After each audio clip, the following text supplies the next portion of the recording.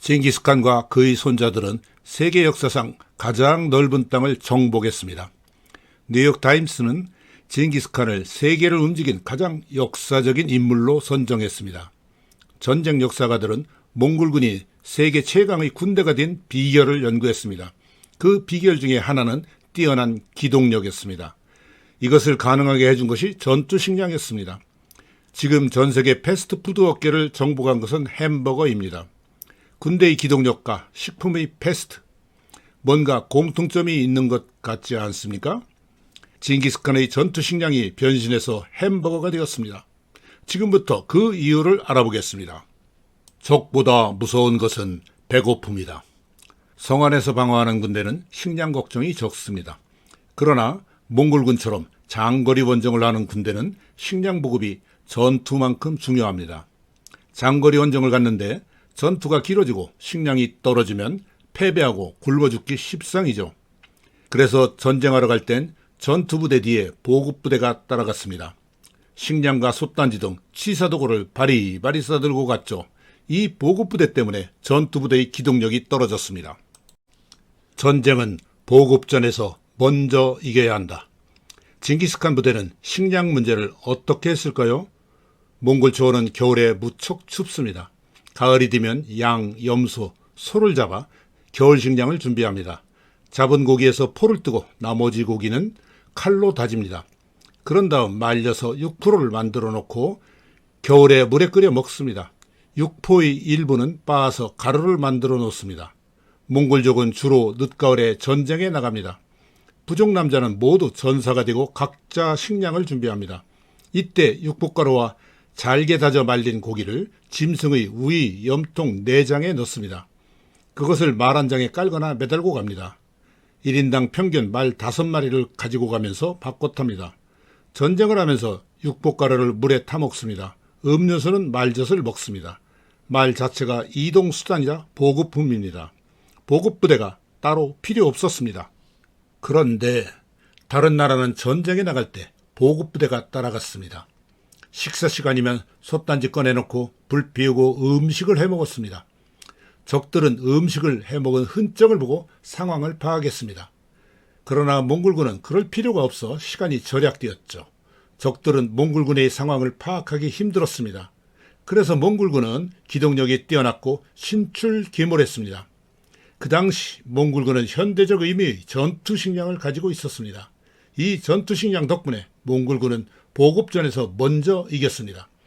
그리고 세상을 정복할 수 있었습니다.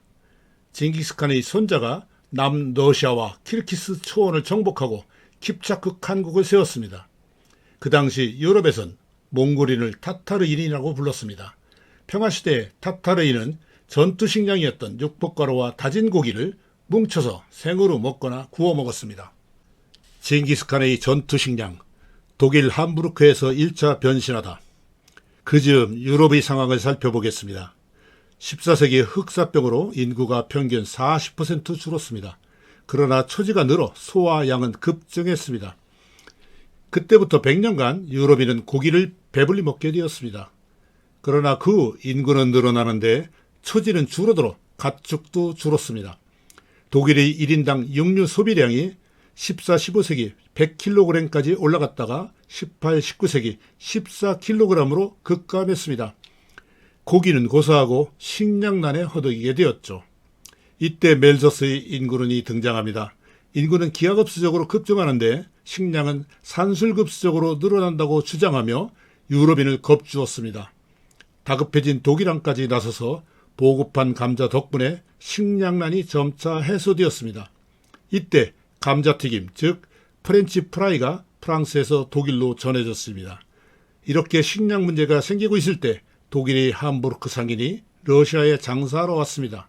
그는 타타르인의 전투식량, 즉 타타르인의 음식을 함부르크에 전했습니다. 당시 귀족은 스테이크를 먹었지만 일반인은 고기 먹기가 힘들었습니다. 일반인은 타타르인의 음식에서 힌트를 얻었습니다. 스테이크용 고기를 베어낸 뼈다귀를 싼 값에 샀습니다. 그 뼈다귀에는 한국의 뼈다귀탕의 뼈처럼 고기가 제법 붙어 있었습니다. 그 고기를 발라내어 잘게 다지고 납작하게 만들어 구웠습니다. 비록 싼 고기로 만들었지만 일반인에겐 훌륭한 고기 요리였습니다. 함부르크 사람들은 이것을 타르타르 스테이크라고 불렀습니다. 타르타르는 타타르의 독일식 발음입니다. 함부르크 사람들의 식탁에는 빵, 타르타르 스테이크, 프렌치 프라이가 올라왔습니다. 함부르크 사람들은 입이 즐거워졌습니다. 이제 우리도 스테이크를 먹는다. 세월이 흘러 가난한 독일인들이 미국으로 이주했습니다. 타르타르 스테이크도 따라갔습니다. 미국은 이민자들의 나라라 음식도 엄청 다양했습니다. 그 중에서 사람들이 가장 먹고 싶어하는 음식은 스테이크였습니다. 그러나 미국에서도 가난한 이민자들에게 스테이크는 만만한 음식이 아니었습니다. 독일 함부르크 이민자들에겐 비장의 무기 타르타르 스테이크가 있었습니다. 미국에서 햄버거로 변신하다. 1904년 미국 세인트루이스에서 만국 박람회가 열렸습니다. 박람회장의 한 식당에 감당할 수 없을 만큼 많은 고객이 몰려왔습니다. 따로 팔던 빵 2개 사이에 타르타르 스테이크를 넣어서 팔았습니다. 최초의 햄버거가 이렇게 탄생했습니다. 미국은 이민자의 나라였습니다. 여자들도 집에서 음식을 만들지 않고 돈 벌러 나가야 했습니다. 그들에겐 싸고 간편한 외식이 필요했습니다. 값싼 재료로 만들었더라도 배부른 패스트푸드가 필요했습니다. 독립적인 햄버거 식당이 우죽순 생기기 시작했습니다. 맥도날드, 버거킹 등 프랜차이즈 햄버거 식당이 나타나 세계적인 기업으로 성장했습니다. 한국에서도 롯데리아가 일찍 나타났습니다.